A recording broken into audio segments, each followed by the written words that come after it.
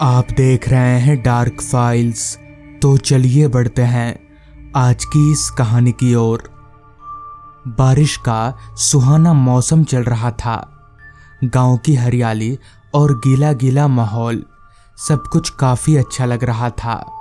एक शाम जब हम तीन दोस्त, मैं, अंकित और नीरज, हम लोग बारिद काका के टपरी पर गर्मा गर्म चाय का लुत्फ उठा रहे थे, तभी नीरज बोला, भाइयों बहुत दिनों से कहीं घूमकर आना नहीं हुआ।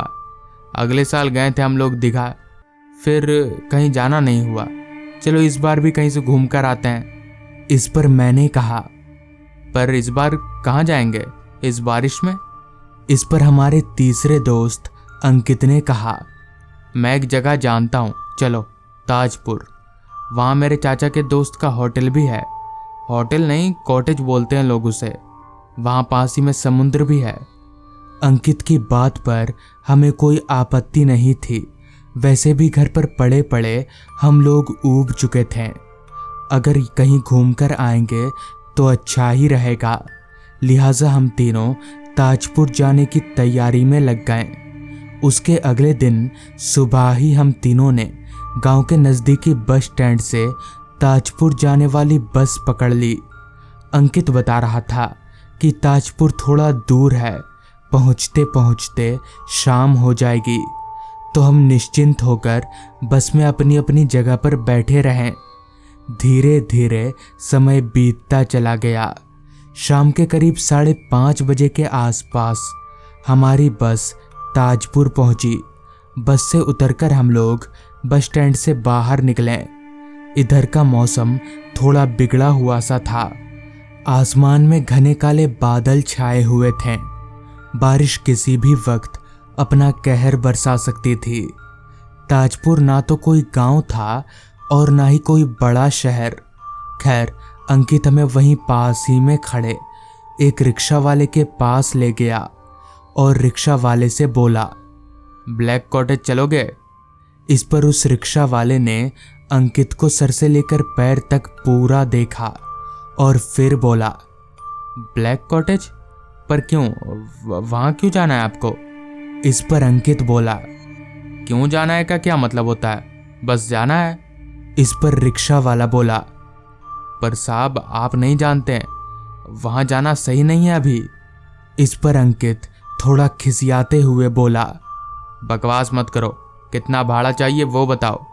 रिक्शा वाला चुप हो गया और 60 रुपया बोलकर हम लोगों को रिक्शा में बैठने का इशारा किया। हम तीनों रिक्शा में सवार हो गए और रिक्शा ब्लैक कॉटेज की ओर चल पड़ी। आप लोगों की तरह ही उस वक्त मुझे भी ये नाम थोड़ा अजीब सा लग रहा था।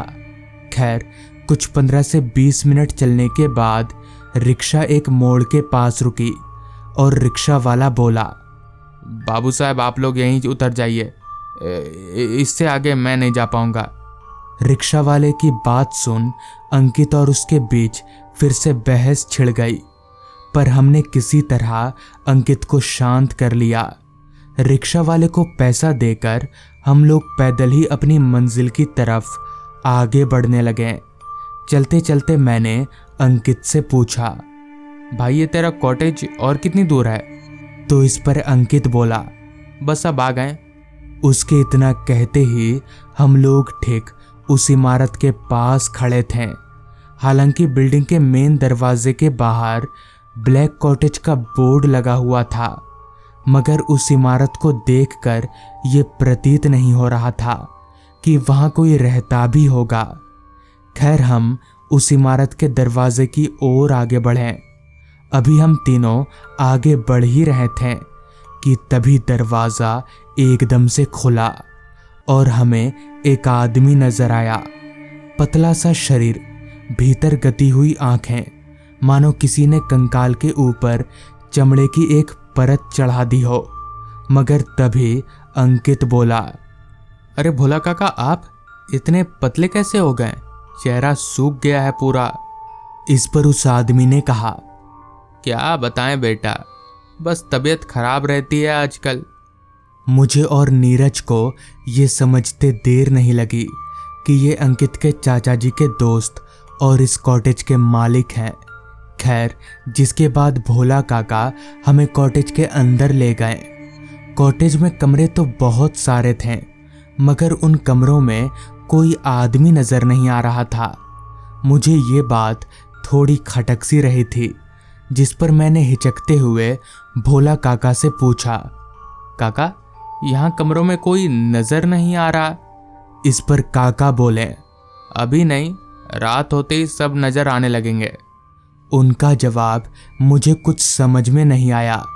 तभी नीरज धीरे से मेरे कानों में बोला, अबे लगता है कि इसके होटल में कोई रहता ही नहीं है। खैर, हम तीनों ने एक बड़ा सा कमरा चुना ताकि हम लोग उसमें एक साथ रह सकें। इस दौरान हमारी मुलाकात गंगाराम से हुई, जो कि वहीं उसी कॉटेज में खाना बनाने और बाकी कामों को संभालते थे। उन्होंने हमारा सामान उस कमरे तक पहुंचा दिया जहां हम रहने वाले थे। फिर हम लोग भी चलकर उस कमरे में गए। वो कमरा बाकी कमरों के मुकाबले काफ़ी बड़ा था। उस कमरे में 2 खिड़कियां थी जो होटल के पीछे की तरफ खुलती थीं। मैंने खिड़की से होटल के पीछे की तरफ देखने की कोशिश भी की, मगर तब तक अंधेरा हो चुका था। टिप टिप बारिश भी शुरू हो चुकी थी। खैर, हम चारों दोस्त हाथ मुंह धोकर फ्रेश हो जाने के बाद आपस में गप्पे लड़ाने लगे। तब शाम के यहीं कोई 6:30 बज रहे होंगे। इतने में ही गंगाराम जी हाथ में एक बड़ी सी पकौड़ों से भरी प्लेट लिए हमारे कमरे में हाजिर हुए। मगर तभी मैंने एक बात पर गौर किया कि वो जब चल रहे थे तब उनके अंदर से ऐसी आवाज आ रही थी जैसे पत्थर से पत्थर टकरा रहे हों। हालांकि सुनने में थोड़ा अजीब लग रहा है, मगर सच में वो आवाज ऐसी ही थी। खैर, पकौड़ों से भरा प्लेट हमारे बीच रखकर गंगाराम जी वहां से चले गए। पकौड़े काफी स्वादिष्ट बने थे। अभी हम सारे दोस्त पकौड़ों का मजा ले ही रहे थे कि तभी नीरज अंकित से बोला, सही में यार, बहुत मस्त जगह लेकर आया है तू। यहाँ से समुद्र कितनी दूर है? कल सुबह वहां चलेंगे।